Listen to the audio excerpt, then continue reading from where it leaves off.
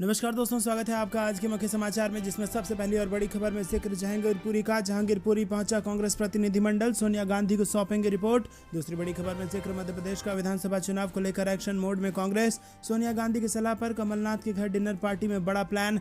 तीसरी बड़ी खबर में आपको बताएंगे कि बुलडोजर एक्शन पर भड़के अखिलेश यादव, बीजेपी पर लगाए गंभीर आरोप। चौथी बड़ी खबर में जिक्र होगा कि बिहार में शिक्षा पलायन और बेरोजगारी की समस्या चरम पर, तेजस्वी यादव के निशाने पर नीतीश सरकार। और पांचवी बड़ी खबर में आपको बताएंगे कि यूपी में फिर पैर पसारने लगा है कोरोना, 856 हुई एक्टिव केस की संख्या, सभी अस्पताल अलर्ट पर। दोस्तों, हर एक खबर की गहराई में आपको ले जाएंगे, लेकिन उससे पहले अगर आप भी बढ़ती महंगाई के लिए भाजपा को जिम्मेदार मानते हैं तो वीडियो को लाइक करके समर्थन दर्ज कराइए। साथ ही साथ अगर चैनल पर नए हैं तो लाल बटन को दबा के चैनल को सब्सक्राइब करके घंटी बजाकर कमेंट में लिखिए जय हिंद। दोस्तों, रुक करते हैं सबसे पहली और बड़ी खबर की तरफ। जहांगीरपुरी पहुंचा कांग्रेस प्रतिनिधिमंडल, सोनिया गांधी को सौंपेंगे रिपोर्ट। जी हां दोस्तों, आपको बता दें कि दिल्ली के जहांगीरपुरी इलाके में बुधवार को नगर निगम का दस्ता अतिक्रमण हटाने के लिए बुलडोजर लेकर पहुंच गया। भारी पुलिस बल की मौजूदगी में 2.5 घंटे तक 50 से अधिक दुकानों में तोड़फोड़ हुई, लेकिन इसके बाद आपको बता दें कि सुप्रीम कोर्ट ने बुलडोजर चलाने पर रोक लगा दी। गुरुवार को फिर सुनवाई होगी, पर दिन भर सियासत गर्म रही। बुधवार को मुख्य न्यायाधीश जस्टिस एनवी रमन्ना की पीठ के समक्ष याचिकाकर्ताओं ने कहा कि नगर निगम अवैध रूप से अतिक्रमण हटा रहा है, इस पर अदालत ने यथास्थिति बनाए रखने को कहा है। रुक करते हैं अगली बड़ी खबर की तरफ, जो कि मध्य प्रदेश से आ रही है। विधानसभा चुनाव को लेकर एक्शन मोड में कांग्रेस, सोनिया गांधी की सलाह पर कमलनाथ के घर डिनर पार्टी में बना बड़ा प्लान। जी हां दोस्तों, मध्य प्रदेश में कांग्रेस के वरिष्ठ नेता 2023 के अंत में होने वाले राज्य विधानसभा चुनाव की रणनीति पर चर्चा करने के लिए बुधवार को पार्टी की कांग्रेस प्रदेश इकाई के अध्यक्ष कमलनाथ के आधिकारिक आवास पर एकत्र हुए। सूत्रों ने बताया कि नाथ के अलावा पूर्व मुख्यमंत्री दिग्विजय सिंह, पूर्व केंद्रीय मंत्री कांतिलाल भूरिया, सुरेश पचौरी और अरुण यादव तथा पूर्व नेता प्रतिपक्ष अजय सिंह डिनर पार्टी में मौजूद थे। इसी के साथ सूत्रों ने कहा कि इस डिनर पार्टी में अगले साल होने वाली विधानसभा चुनाव के लिए पार्टी की रणनीति पर चर्चा की गई। उन्होंने कहा कि कमलनाथ ने कांग्रेस नेताओं को अपनी और दिग्विजय सिंह की पार्टी अध्यक्ष सोनिया गांधी के साथ हाल की बैठक के बारे में जानकारी दी और चुनावी रणनीतिकार प्रशांत किशोर की सेवाएं लेने की योजना भी साझा की। रुक करते हैं अगली बड़ी खबर की तरफ। बुलडोजर एक्शन पर भड़के अखिलेश यादव, बीजेपी पर लगाए ये बड़े आरोप। जी हां दोस्तों, आपको बता दें कि राजधानी दिल्ली के जहांगीरपुर इलाके में हुई हिंसा के बाद पुलिस ने अवैध निर्माण पर बुलडोजर कार्रवाई की और इसे लेकर समाजवादी पार्टी प्रमुख अखिलेश यादव ने भाजपा पर निशाना साधा है। उन्होंने आरोप लगाया है कि बीजेपी ने बुलडोजर को अपनी गैर कानूनी ताकत दिखाने का प्रतीक बना लिया है। उन्होंने कहा है कि बीजेपी संविधान पर ही ये बुलडोजर चला रही है। सपा प्रमुख ने बुधवार को दिल्ली के जहांगीरपुर में बुलडोजर की कार्रवाई पर लगातार 2 ट्वीट दागे। एक ट्वीट में उन्होंने बीजेपी को घेरते हुए कहा कि भाजपा ने बुलडोजर को अपनी गैर कानूनी ताकत का प्रतीक बना लिया है। मुसलमान व अन्य अल्पसंख्यक, पिछड़े व दलित इनके निशाने पर रहते हैं और अब तो इनके उन्माद का शिकार हिंदू भी हो रहे हैं। भाजपा दरअसल संविधान पर ही ये बुलडोजर चला रही है। रुक करते हैं अगली बड़ी खबर की तरफ, लेकिन उससे पहले दोस्तों आप अपनी राय इस खबर पर हमें जरूर बताइए। रुक करते हैं अगली बड़ी खबर की तरफ। बिहार में शिक्षा पलायन और बेरोजगारी की समस्या चरम पर, तेजस्वी के निशाने पर नीतीश सरकार। जी हां दोस्तों, राष्ट्रीय जनता दल के नेता तेजस्वी यादव ने बुधवार को बिहार के नीतीश कुमार के नेतृत्व वाली सरकार पर निशाना साधते हुए आरोप लगाया कि राज्य में राष्ट्रीय जनतांत्रिक गठबंधन नीति सरकार सांप्रदायिक और विभाजनकारी एजेंडा चला रही है। उन्होंने राज्य सरकार पर रोजगार के अवसर पैदा करने, कानून व्यवस्था बनाए रखने और किसानों के मुद्दों को हल करने में विफल रहने का भी आरोप लगाया है। वहीं यादव ने बुधवार को राज्य के निवासियों को दिल की बात शीर्षक वाले पत्र में लिखा कि केंद्र सरकार की एजेंसियां CAG यानी कि भारत के नियंत्रक और महालेखक परीक्षक और इसी के साथ नीति आयोग की हालिया रिपोर्ट ने बिहार सरकार को लगभग सभी संकेतों पर विफल दिखाया है। बिहार सरकार लोगों की बुनियादी जरूरतों को पूरा करने के लिए गंभीर नहीं है। RJD सरकार राज्य में केवल सांप्रदायिक और विभाजनकारी एजेंडे को आगे बढ़ा रही है। रुक करते हैं अगली बड़ी खबर की तरफ। यूपी में फिर पैर पसारने लगा कोरोना, 856 हुई एक्टिव केस की संख्या, सभी अस्पताल अलर्ट पर। जी हां दोस्तों, चौथे लहर की आहट के बीच उत्तर प्रदेश में एक बार फिर से कोरोना संक्रमण बढ़ने लगा है। बुधवार को कोरोना संक्रमण के 170 मामले सामने आए हैं, जिसके बाद एक्टिव केस की संख्या 856 हो गई है।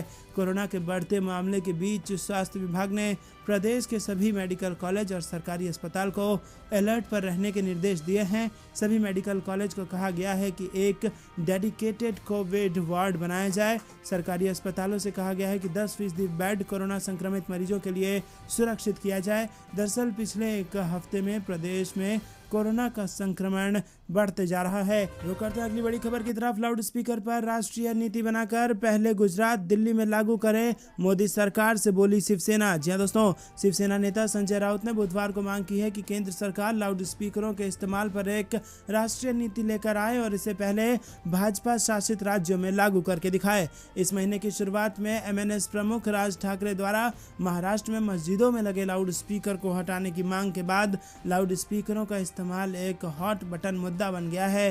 राउत ने यहां संवाददाताओं से कहा कि मेरी पार्टी की ओर से मैं प्रधानमंत्री नरेंद्र मोदी से लाउड स्पीकर के इस्तेमाल पर एक राष्ट्रीय नीति बनाने और इसे पहली बिहार, दिल्ली और गुजरात जैसे राज्यों में लागू करने की अपील करता हूं। दोस्तों रुक करते हैं अगली बड़ी खबर की तरफ। शिवपाल पर गरम, आजम पर नरम, अखिलेश यादव ने साफ किए अपने इरादे। जी हां दोस्तों, समाजवादी पार्टी में चली बगावत की आंधी पार्टी को किस हद तक नुकसान पहुंचाएगी, उत्तर प्रदेश की राजनीति में इन दिनों ये सबसे बड़ा सवाल बना हुआ है। एक तरफ शिवपाल यादव बगावत का बिगुल फूंक चुके हैं, तो वहीं दूसरी तरफ आजम खान का परिवार भी बेहद नाराज है। और इसी बीच बुधवार को अखिलेश यादव ने एक तरफ शिवपाल यादव को इशारों में भाजपा का करीबी बताते हुए चले जाने को कह दिया, तो दूसरी तरफ आजम खान को मनाने की कोशिश शुरू कर दी है। शिवपाल यादव के भाजपा संग जाने की अटकलों के बीच अखिलेश यादव ने परोक्ष रूप से स्वीकार किया है कि चाचा अब विरोधी दल के संपर्क में हैं और साफ कर दिया है कि ऐसे लोग सपा के साथ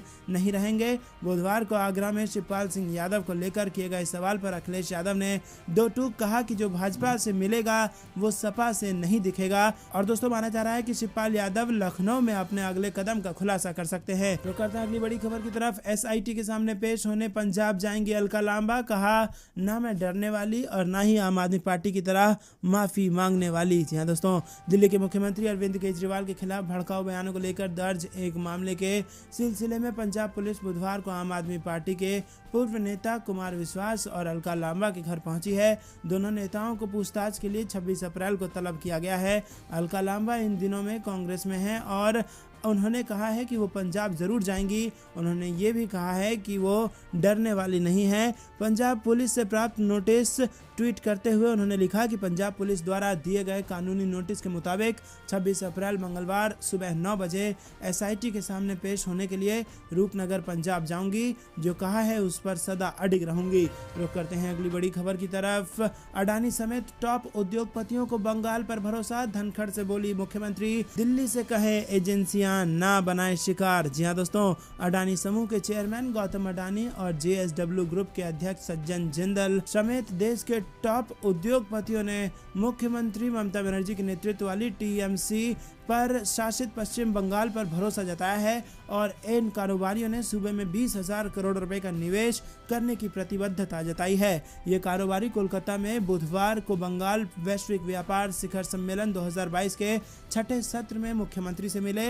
अडानी समूह ने अकेले अगले एक दशक के दौरान बंगाल में 10,000 करोड़ रुपए के निवेश की इस दौरान प्रतिबद्धता जताई। रुक करते हैं अगली बड़ी, जिसमें आपको बता दें कि संतों का चोला पहनकर अवैध धंधे करने वालों पर तुरंत हो कार्रवाई। सीएम योगी से अखिलेश यादव ने कर दी है यह अपील। जी हां दोस्तों, विधानसभा चुनाव के बाद एमएलसी चुनाव से उम्मीदें लगाकर बैठे समाजवादी पार्टी के अध्यक्ष अखिलेश यादव को निराशा हाथ लगी है। 36 में से 33 सीटों पर बीजेपी और बाकी 3 पर निर्दलीय विजयी हुए हैं और इसके बावजूद अखिलेश यादव यूपी की सरकार पर बराबर हमले कर रहे हैं। बुधवार को उन्होंने ट्वीट करके सीएम योगी आदित्यनाथ से अपील की है कि वो संतों का चोला पहनकर अवैध काम करने वालों पर तुरंत कार्रवाई करें। रुक करते हैं अगली बड़ी खबर की तरफ। कांग्रेस फिर उठाएगी ईवीएम का मुद्दा, कमलनाथ बोले दिल्ली में बैठक जल्द, वोट चोरी के हैं पर्याप्त सबूत। जी हां दोस्तों, 5 राज्यों में हाल ही में संपन्न हुए विधानसभा चुनाव के बाद राजनीतिक पार्टियां एक बार फिर से ईवीएम का राग अलापने में लगी हैं।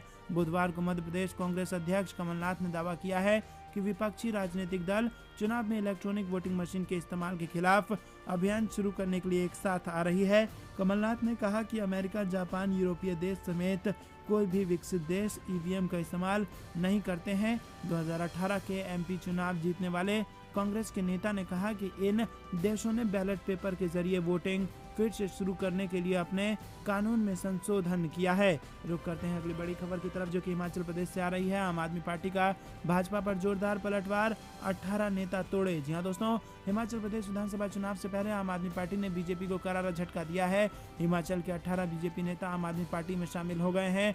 दिल्ली के स्वास्थ्य मंत्री और हिमाचल चुनाव के इंचार्ज सत्येंद्र जैन ने आम आदमी पार्टी में शामिल होने वाले सभी 18 नेताओं को पार्टी की टोपी और पटका पहनाकर उनका स्वागत किया। इस दौरान सत्येंद्र जैन ने कहा कि हिमाचल प्रदेश के ये सभी नेता अरविंद केजरीवाल के विकास मॉडल से प्रभावित होकर पार्टी में आए हैं। अच्छा लग रहा है कि हिमाचल प्रदेश में कैंपेन शुरू करने के साथ ही विरोधी पार्टी के मेहनती लोग आम आदमी पार्टी के विकास मॉडल से प्रभावित होकर पार्टी में शामिल हो रहे हैं। 301 सांसदों को घेरेगी महिला कांग्रेस, बना ये रणनीति। जहां दोस्तों, महंगाई के मुद्दे पर महिला कांग्रेस के नेता और कार्यकर्ता बीजेपी सांसदों के घर, दफ्तर और सार्वजनिक कार्यक्रमों का घेराव और सवाल पूछेंगी। दोस्तों, ये थी दिन भर कुछ बेहतरीन और बड़ी खबरें। तक बने रहने के लिए बहुत बहुत धन्यवाद। देख रहे थे आपका अपना चैनल जय हिंद, जय भारत।